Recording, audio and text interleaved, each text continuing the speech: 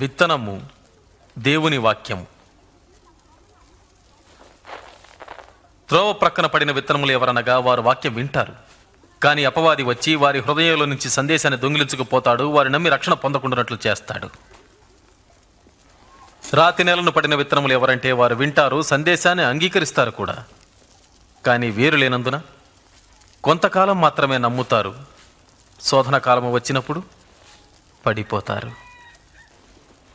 ముళ్ళ పొదలలో పడిన విత్తనాలు ఎవరనగా వారు వింటారు, కానీ ఈ జీవన సంబంధమైన విచారముల చేతను ధనభోగముల చేతను అణచివేయబడి తద్వారా ఫలింపని వారు.